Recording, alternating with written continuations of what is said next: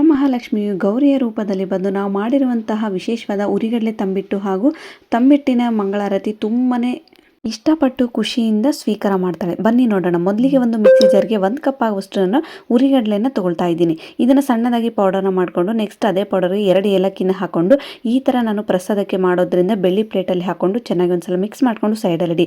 Next ಒಂದು ಪ್ಯಾನ್ಗೆ 2 table spoon ಆಗೋಷ್ಟು ಎಳ್ಳನ್ನು ಚೆನ್ನಾಗಿ ರೋಸ್ಟ್ ಮಾಡಿಕೊಂಡು ಮಿಕ್ಸ್ ಮಾಡಿರುವಂತಹ ಪೌಡರ್ದಲ್ಲಿ ಇದನ್ನ ಹಾಕೊಂಡು ನೆಕ್ಸ್ಟ್ ಅದೇ ಪ್ಯಾನ್ಗೆ 1/2 ಕಪ್ ಆಗುವಷ್ಟು ತುರಿದಿರುವಂತಹ ಒಣ ಕೊಬ್ಬರಿ ಪೌಡರನ್ನು ಈ ರೀತಿ ಸ್ವಲ್ಪ ರೋಸ್ಟ್ ಮಾಡಿಕೊಂಡು ಪುಟಾಣಿ ಪೌಡರ್ ಹಾಗೂ ಎಳ್ಳನ್ನು 3 ಒಂದೇ ಬೆಳ್ಳಿ ಪ್ಲೇಟಲ್ಲಿ ಹಾಕಿ ಚೆನ್ನಾಗಿ ಮಿಕ್ಸ್ ಮಾಡ್ಕೊಳ್ತಾ ಇದ್ದೀನಿ.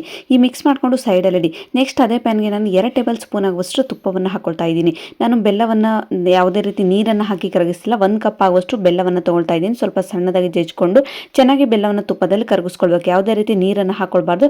ಇದು ಚೆನ್ನಾಗಿ ಉಕ್ಕು ಬರಬೇಕು. ಅಂದರೆ ಯಾವುದೇ ರೀತಿ ಪಾಕ ಮಾಡೋ ಅವಶ್ಯಕತೆ ಇಲ್ಲ. ಒಂದು ಉಕ್ಕು ಬರಬೇಕು. ಚೆನ್ನಾಗಿ ಒಂದು ಕುದಿ ಬಂದರೆ ಸಾಕು. ಮಿಕ್ಸಿಂಗ್ ಬೌಲ್ಗೆ ಪೌಡರ್ನೆಲ್ಲ ಹಾಕೊಂಡು ಬೆಲ್ಲದ ಪಾಕವನ್ನು ಹಾಕಿ ಚೆನ್ನಾಗಿ ನಾನು ತಂಬಿಟ್ಟನ್ನು ಮಾಡ್ಕೊಳ್ತಾ ಇದ್ದೀನಿ. ಬೇಗ ಮಿಕ್ಸ್ ಮಾಡಿಕೊಂಡು ಆರುವಷ್ಟಿಗೆ ಕೈಗೆ ಮುಟ್ಟುವಷ್ಟು ಬಿಸಿ ಇದ್ದಾಗಲೇ ನಿಮಗೆ ಬೇಕಾದಂಥ ಶೇಪಲ್ಲಿ ನೀವು ತಂಬಿಟ್ಟನ್ನು ಮಾಡ್ಬೋದು. ಸಿಂಪಲ್ ಆಗಿ ರೌಂಡ್ ಶೇಪ್ ಮಾಡಿ ಸೆಂಟ್ರಲ್ಲಿ ಒಂದು ಪ್ರೆಸ್ ಮಾಡಿದ್ರೆ ಸಾಕು.